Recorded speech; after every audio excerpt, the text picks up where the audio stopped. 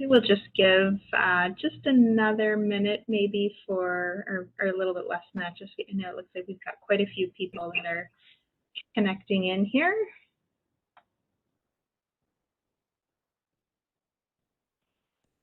Second, a couple more coming in.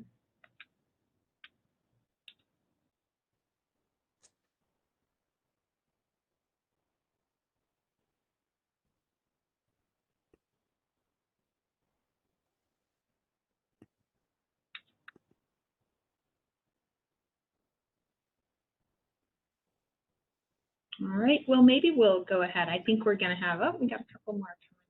Just make sure we get those submitted in there. And we've got quite a few joining us today. So we'll go ahead and maybe get started if that's okay with you. Yeah. And then we'll have lots of others that are joining. So as we get started, I guess first things first, hello and good afternoon, and certainly a big warm welcome to everyone from Women at the Mart. We are absolutely excited to be here. Another great session this month, and I think this month is really a great one to have, given the fact that we just had International Women's Day, so a great week here, and certainly Women's History Month. So a lot of great things happening, and we have a great special guest to talk with us today, so we're very excited to do that. And before I introduce, I guess actually I'll go into introducing you, Flo. So Flo Starks is joining us as our guest today, and Flo is a Senior Vice President and Chief Diversity Officer for Pearson. And I have to tell you, Flo, as I was doing a little bit more research and getting to know you, I almost feel a little remiss in introducing you that way, because I read something that said you advise women to not choose titles, but choose impact. So I almost feel that wasn't the way to introduce you, but you have accomplished so much. It feels fair to give it a little bit of airtime, I must say. In addition to what you've done, you have just a mission and a passion for empowering women, and also advancing equality and change management. Oh, got to do a little service reminder there. Unmuting your phones, please. Just so much you have done in talent management and change management and advancing women. So welcome to you, and thank you so much for joining us today. Thank you so much. I'm happy to be here with the women, at the Mart, and so many familiar faces, from and names from Conagra. I am absolutely one who focuses on impact. And so certainly, what I do is just that. It's what I do. The title isn't, who I am. So I'm happy to, be able to join this dialogue with you today and, share a little bit about how we can all influence each other to make a greater impact. That's great. Thank you so much for taking the time, everyone, as well. As we get started, the theme this year around International Women's Day is Choose to Challenge. And I think all of our organizations have looked at that and, can see a way to really own that on our own. And some are choosing, choose to champion. So we've kind of talked about some of our questions really being around choose to challenge and choose to champion. So what we have a list of questions, and thank you for everyone who shared some questions that we can talk to Flo about, but we'll go through some of those, and we're hoping maybe to have a little bit of time at the end to open it up. So there is a chat if people want to drop questions in there, and then we can open it up.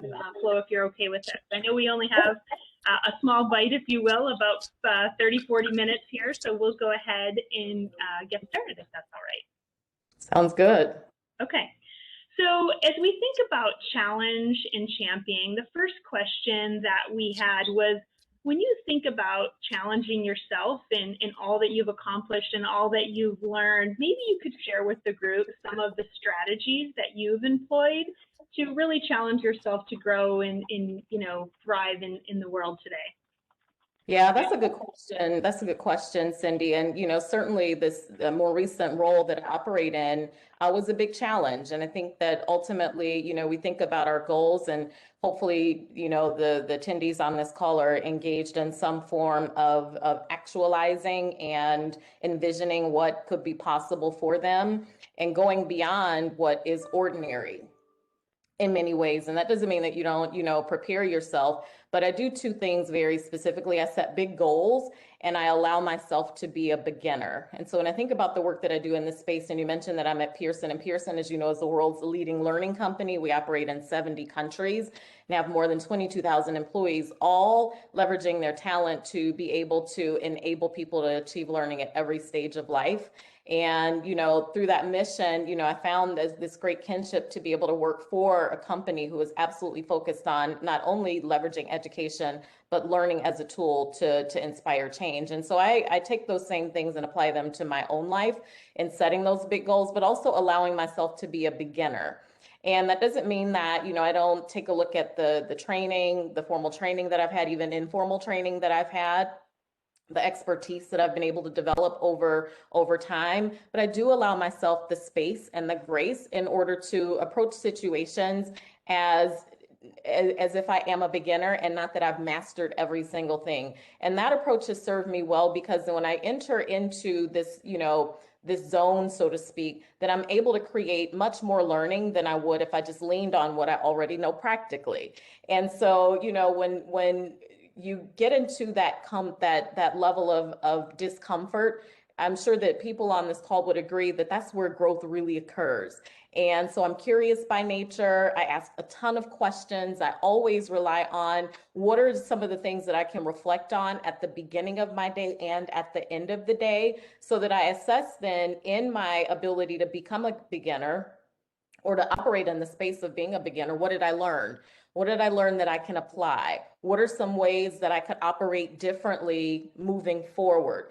And so that allows me then to stay focused on, as I mentioned, those bigger term, those big, bold goals that I want to go after, because then I've harvested quite a bit of an opportunity to challenge myself to think differently, show up differently, and be able to operate in spaces that perhaps I've never even experienced previously. That's great. I think, that goes to, we all know like being a lifelong learner is something we have to, and it's about that really stepping out of your comfort zone a little bit and really seeing how you learn the most, is really challenging yourself. But I think sort of forgiving yourself and being a beginner is just such an important part as you go through it to grow there. Yeah. That's fantastic. When you think about championing, can I say that? When you think about that, how do you inspire and champion others? It sounds like you've got a great way of really challenging yourself, but as you think about others that you interact with, how do you champion them to really be their best as well too and to grow? Yeah, that's such an impactful question, primarily because when I think about the best champions that I've had in my life, these are people who showed up and then helped me disrupt the way that I think. And by that, I mean, when we show up in a way that means that we're going to be there for the person the way that person needs to be supported, then that is a much more equitable way to ensure that they're going to get what they need. So for me, when I think about championing other women, it's about how do I show up and be present for them individually, not holistically approaching it through the lens of all women need this one thing. And while that may be true, I feel like we live in a world where both of those mindsets can exist, where we know that there's some overarching things that women need in terms of more support, more male allies, better opportunities at development, better opportunities or more opportunities at having advocacy and sponsorship. But greater than that, what are some of the, physiological needs? What are some of the emotional needs? What are some of the development or educational or learning needs that someone has? I try to meet them where they are so that if there are things that perhaps get in their way, we can have some great conversation about disrupting behaviors that aren't well-serving. And so, for me, it's important to also be a connector. And so I meet people all the time. And sometimes I think, well, I wonder how this person is going to be, of help to me. And what I later find is I didn't meet that individual for myself. I met it for the person who then says in a meeting or in an informal setting, hey, do you know somebody who can fill in the blank? And I'm like, oh my gosh, yeah, I just met this person. And so being a champion means that you're expanding your network not only for yourself, but for the benefit of others that you're interested in supporting. And that really allows you to develop others and even yourself in a way that's much more meaningful and much more connected to a greater good. That's fantastic. Yeah. I was thinking, and I think you sort of weaved into this, but one of the comments, and questions we talked about is, what makes someone a good sponsor or a champion or an ally? Like, we can come up with so many words. And I think part of it is what you said in sort of meeting people where they are and sharing with that. Like, I don't know if you have any examples of sponsors or champions that you've worked with that have kind of helped you in that space, or that you've done with others. Yeah, I'll share a personal story there. When I think about traits, two very specific traits come to mind, and that's honesty and selflessness. So whether you operate in the space of an ally, a sponsor, or a mentor, because those are very different roles, right? Mentors are going to help you and encourage you and maybe even offer some career advice. So they're going to talk to you. A sponsor is going to talk about you. So that's the person who's going to leverage their own credibility, their own relationships to help someone move into spaces where they see themselves operating along their career trajectory. And the ally is that champion for you who just, who's rooting you on along the way. And that doesn't mean that a person can't be an ally and a sponsor, but those roles independently have very specific functions. So when I think about my own experience with a mentor, I remember very early in my career, I worked for this company for quite some time, and I wanted to go after a manager role at the time. And, I'm like, I know my stuff. Like, I know this company inside out. I'm going to go to this job interview. And so my mentor said, yes, you have the skill, and these are some of the things you might consider in the interview journey. I went to the interview, thought I knocked it out the park, didn't get the job. Went back to my mentor and I said, hey, I didn't get the job. Why do you think I didn't get the job? And he's like, well, how did you approach it? And I said, well, I approached it like I knew what the heck I was doing. And he said, well, did you try to engage them on their level so that you could do that in a meaningful way that shows that your honest interest in making the work that you did come to life? And I said, well, I guess I did, but I can try, something different. So I go to the next phase, and the job became open, and I applied for the job, had the interview, thought I nailed it, didn't get the job. I said, there's something going on here. Like, what am I missing? And he told me very, very bluntly, you're missing humility. You're not humble.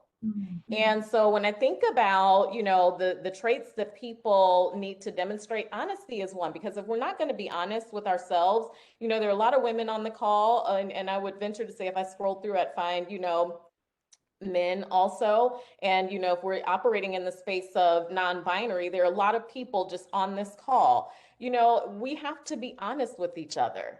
And, how many of you, I don't know if we can put hands up or anything, or maybe pop in the chat pod, how many times have you had people in your circle who are just willing to agree with you and you found yourself okay with that? Has that happened with anyone? You can see some thumbs up coming everywhere.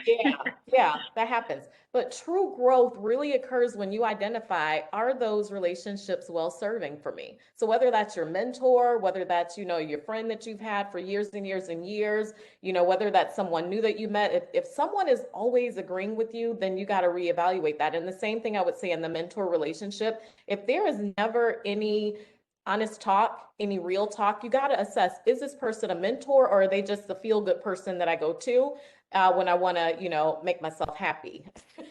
So, in my case, that in my situation, that of course wasn't the case. And I was able to reevaluate, and I went and, did another interview. Who thinks I got the job? Who thinks after, I didn't. I did not get that job. So I made a decision. Say it again, Cindy. I thought you had it this time. You had the essential trait that was missing. You thought you had it. You know what? That's the truth. I did have it, but what I realized is that job wasn't the right job for me. And so sometimes you got to move on. So, that's exactly what I did. It's funny. I saw coming up in the chat when you were talking that, someone saying we don't need to be yes women or yes men. That is not what any of us need. I think sometimes you feel you need it because it feels good, But when you peel that back a little bit, that is not at all what we need to kind of, thrive and grow and learn, right? Otherwise, we repeat the same things over and over. And to your point, then the same outcome. That's the definition of insanity, right? That absolutely is. But the brain is a tricky thing, right? So that brain loves that oxytocin and that dopamine. But we got to make sure we retrain the brain to think, listen, even though this might be a little bit shocking, how do I move through that change curve to really examine myself and experience growth? And we're all better for it when we're able to do that. Yeah, painful process sometimes, but so much of a learning process as well. That's growing pains, right? That's right. Yeah. Well, that's funny. That's kind of the next thing I was going to ask you is, sometimes we have these changes or challenges that we didn't plan for. Like, how do you handle that? How do you prepare yourself for that? Because things come up unexpected. I know you've done a lot with change management and talent management. And how do we prepare ourselves for things that we think we see the road ahead, we know where we're going, and then all of a sudden here comes something that we didn't expect? How do we prepare ourselves there? Yeah, the unique thing about change management is you can find any theory, any practice, and put that in place. And that's the pragmatic approach, right? And that works for a lot of people. A lot of people, can be very pragmatic and very rhythmic around, I'm just going to follow my own personal steps of operation that help me get through the curve. We also, though, live in a space that can be very emotional, right? Because we look at, psychologically, how am I going to process a situation? For me, first and foremost, I will say this: I am a person of faith. I lean into it. And so every morning I center myself. Every morning I have scripture that I read every morning. I have a talk with the Father. That's important to me. And no matter what your religious beliefs are, and if you don't have religious beliefs, there's always something that you do to ground yourself, be it positive self-talk. It could be that you have someone that you have a conversation with every day. For me, I handle changes well because I put myself in a space of, these are things that I can control, and I'm going to control the heck out of those things. But those things that fall outside of my control personally, I would say, I take a look at what is the greater lesson. So things don't happen to me by chance. Things that I experience in life are designed just for me. So I lean into, what is the lesson that I need to be learning? And sometimes you just mentioned this before, Cindy, that can be hard. It's that growing pain. And through those tough lessons, how do I apply what I've experienced? How do I let myself experience the emotion of these situations and move on? In a professional setting, I tend to do the same, but operate a little bit differently in that when I've looked at some of the challenges that I've faced at work, I'm still looking for the lesson, but I'm also looking for how can I be more empathic and what is the key business challenge that I need to try and solve for? And then because of that and looking outward, who can I include in this situation that helps me get to a greater outcome that ordinarily I would only, scratch the surface of. So being very inclusive in handling those professional challenges where you engage other people, share what's going on. I think that's very important. It's been serving for me because then what happens is you get great synergy, but then you also get to look at things through a different lens than you would ordinarily consider. So, for me, challenges, whether they're personal or professional, are just tests. And how do I come out on the other side of that test? Whether I feel like I failed, I like to fail fast and fail forward, or if I feel like I did well, I want to be able to replicate those behaviors and even do them even better next time. That's great. I think that inclusive piece is so key, especially in today's world where, we're probably not all sitting where we were sitting a year ago, or maybe just about a year ago, but, working as team and including others and problem solving together and overcoming that, like, understanding other people's perspective is just so important in today's world as we navigate challenges we haven't faced in the past. Yeah, that's so true. Great. So, as you think about women who maybe have inspired you for, where we learn from, how they've championed or how they've overcome challenges, if you could think of 3 women, whether they're, here today or as you, historically look back, who you might have a drink with, if you could do that in today's world, who would they be and why? First and foremost, always on that list is my grandmother. And, my grandmother is whom I'm named. and she always greeted you with a highball. That's what she called it. So you go visit her. I called her G She's Mom. amazing. Yes, absolutely. And she's no longer with us. And oddly enough, her birthday was March 8th. So, that says it, right? That says it all. But, I would definitely want to have, just another drink with my G mom so I could just catch her up and tell her, what life has been like for me. But I would also say I'd love to be able to, have some time. I don't know if she's older. Is the poet Amanda Gorman. I think she's 22.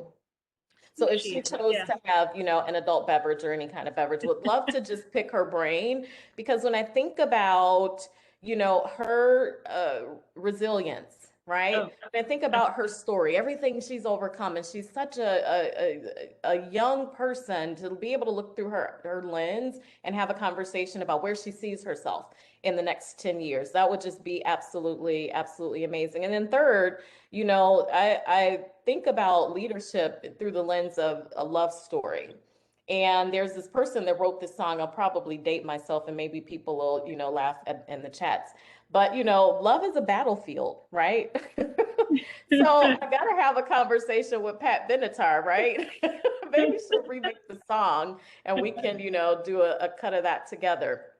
But again, you look at her resilience, operating in a world where, although there are a lot of, if I'm looking at the binary lens, men and women who, in her time were very successful, for her to allow herself to be in a place where her music reached so many and just transcended so many different people and genres. I mean, just amazing person. So I'd love to be able to connect with Pat for sure. We're all in our head singing the "We Are Young" and starting the song right there with you. Yes. So. That's fantastic. When you think about women today who are inspiring, that we should all either maybe we're watching or we're listening or we're modeling from or we're learning, who are some of the women you think that are inspiring in what they're doing today, whether it's around, again, our kind of talk around champion and challenging, but also inclusivity and helping us advance, in today's world? Yeah, that's a good question. And one of the things that I would immediately point to is, pick your female leader of countries, political leaders of, countries that are doing well in terms of managing the pandemic, having an impact on a reduction of, the severity of the pandemic, women who are leading countries that have maintained, economic prowess. I think, you pick your political leader and that becomes a model of what we can do during times of peril. And, there's such a thing called the glass cliff. We've been hearing about the glass ceiling forever. And my question is, why are we still talking about ceilings and bringing chairs to tables and all of these other things? But I get it ultimately. There's a new concept though that, you might have been familiar with, maybe in the chat pod. Have you all heard of the glass cliff? Anyone? Can pop in the chat pod if you have or have not, or raise your hand perhaps if you have or have not. But the glass cliff is all about putting people in positions. I see Charlene, she's got her thumbs up. Putting women in positions during times of great stress, during times of peril, and then perhaps expecting that they won't fare so well. So that perhaps then that lends itself to, well, this is the reason that we really haven't seen women operate in these spaces, at have you, et cetera. And so it wouldn't matter if you, do such a similar job as male counterparts. It's still that notion of, well, we're going to put people in this position just to see if they fare well or not. And I just think that that's so unfortunate. But that said, there are a lot of people who are faring well. You've seen this year alone, and I would say even back to the past year, you've seen a lot more women become CEOs of companies that are operating well during this time. And so, I would say, focus on those people who you have an affinity to, but also look beyond your traditional scope and identify who else you could lean into and borrow some really great practices from. For me, I look at my sister who's a real life superhero. She's a nurse by day and she's starting her own home care company by night. right? I look I at, don't know if yeah. she has the energy. Holy cow. I know, right? I look at, another friend though, who life just recently dealt her a tremendous blow, but she's demonstrating you such resilience and steadfast behavior that says, how can I be of a great example to other young women or my daughter even? And then I have another friend who's just, another real life superhero, Bhavan. She's second gen Laotian American who runs 3 businesses. She has a pizza place, a bread company, and then she also partners with another like home cooking style, restaurant. So I lean into those, grand examples of, women knocking things out of the park, being uber successful. But I also, they'll try to look close to home and find great inspiration in the women that surround me that I talk to several times a week. That's impressive. That's a tremendous amount that they're taking on, and what the world sees from that and learns and inspires others is amazing. Just absolutely amazing. Oh, for sure. And I'll give her a shameless plug. If you're ever in Georgia, the Stone Mountain area, her business is called Stoned Pizza. It is just the amazing food. And they do more than pizza. They also have like a vegan menu, so go check her out. That's fantastic. Wow, kudos. Well done. Um, when you think about some of these, obviously you've had some really great experiences with some fabulous women doing amazing things, and we see them all. If we want to be that, if we want to be a champion, and what's the top trait you can think about of someone who's an ally or a sponsor or all that? But if we really want to support, what's the top trait you think we look at to really be our best in that space? Empathy, full stop. I Well, mean, empathy is all you need. When we think about moving the world forward, advancing, having a quiet conversation with someone, developing, that relational intimacy, you need empathy. And that goes a long way because it shows that you are so connected to that individual because you haven't lived their experience, but you've had a similar experience. And I'll tap into this. Everyone on this call knows what it feels like to be excluded. Yes? Who can check me on that? Is somebody going to say no? So in the chat pod or, I see thumbs going up. Yeah, everyone knows what that feels like. So even on that critical level, I might not know what your exclusion feels like, but I know what it feels like to be excluded. And oddly enough, a lot of people, when you think about exclusion, you go back to what happened in elementary school when somebody didn't invite you to sit at the lunch table, or the person didn't pick you for the kickball team, or you weren't allowed to be on the cheerleading squad, or pick your incident. A lot of people go way back in life. That tells me that lack of empathy impacts us at such an early age. And so a lot of times as adults we so need much more of that. And so if we can show care, concern, and that relatability, because we know what it feels like to be excluded, or we know what it feels like to have pressures where you got multiple demands pulling at you at one time. We understand, even as an ally, whether you're, someone that identifies as a man or not, what it feels like to have a number of competing priorities, right? That can be an area where we gain that great connection. And as a result, we're able to demonstrate that just basic care for people. And that goes such a long way. I think that's such a great point, and I think we have to remind ourselves of that all days, because a lot of times we go into problem solving mode quickly, right? But being able to listen and show empathy and understand, you learn so much more about the problem and the person and how we can be versus just going into your natural reaction in business. I'm going to try to solve this and move on to the next task, and there's a teaching moment there and a learning moment that we miss out on sometimes. Yeah, that's for sure. And, we can't miss those moments. They're too precious, especially now when we're all, working from home, or, many people are just removed from that personal interaction and that closer proximity. We have to be even more sensitive to those moments and keying into those. Yeah, absolutely. You mentioned being excluded, and obviously you saw a lot of things popping up on the screen and in the chat as well too. I think we're all understanding about in learning, right? We don't understand. We're learning. We're starting to understand about inclusivity and the importance of that, and how important it is to our organizations, to us, to our teams, to people. We just being more aware overall. what is one concrete thing, like, or just what can we do to be inclusive, or to try to make sure that that is not something we have to try to do, that it just becomes something that innately we're a part of our organizations, it's just how we live. But we have to start, right? We have to be conscious of it, and we have to start somewhere. So any thoughts on how we can do a better job there of making it more of everyday life? Yeah, well, when we think about the journey to inclusion, it is just that, it's a journey. We will never fully arrive because there will always be the next thing in terms of diverse dimensions that we have to focus on. And we have to focus on it in a way, Cindy, like you mentioned, that shows my intent for conscious inclusion. So two things I would recommend would be listening and practicing. Because even as a DE&I practitioner, there are things that I have to be able to practice. There are situations that I've not experienced that I will experience at some point. So it's advantageous to be able to listen, and listen not to respond, because how many people do that? Raise your hands. A lot. Right? For anyone who's not raising their hand on the screen, they're thinking, like, well, I don't do it all the time. I just do it sometimes. Yeah, like maybe only do it 3% of the time, right?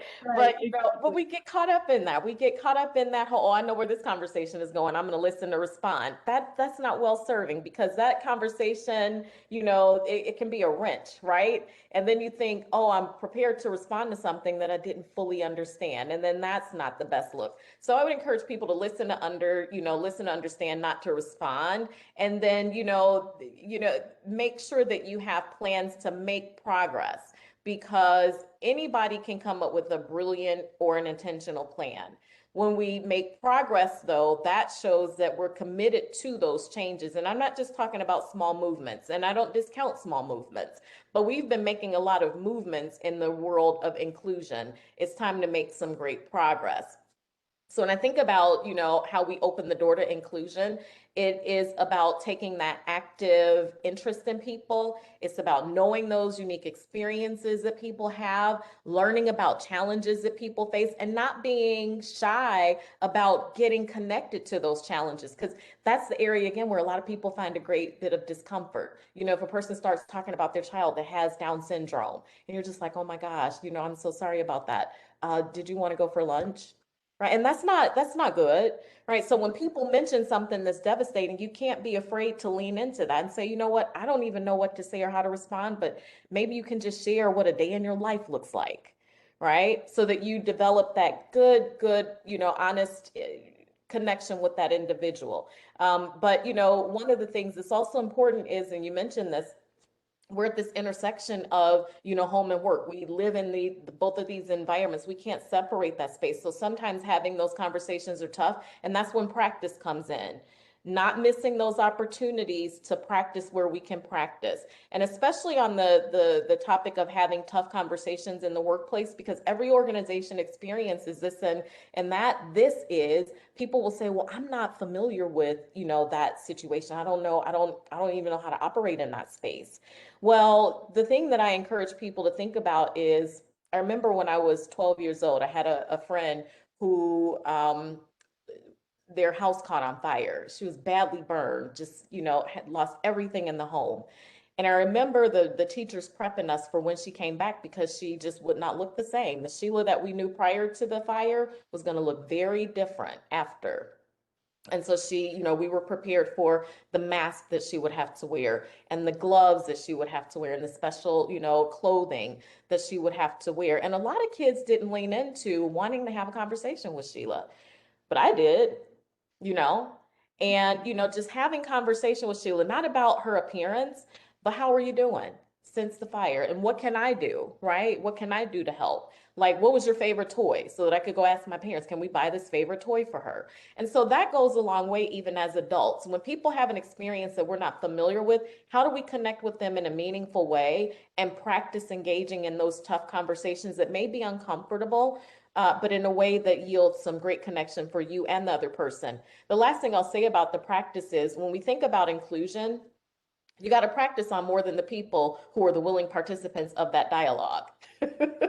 Yeah, How does that conversation show up with people who have an alternate view of what inclusion is? I was just reading a piece on WSJ editorial, and they are talking about, inclusion or equity is a new discrimination. Have the conversation with those people so that you can understand and appreciate what it is they have to say in terms of their narrative, but practice speaking what your truth is in a way that might even influence or convince someone to think a little bit differently, even if it doesn't immediately change their mind.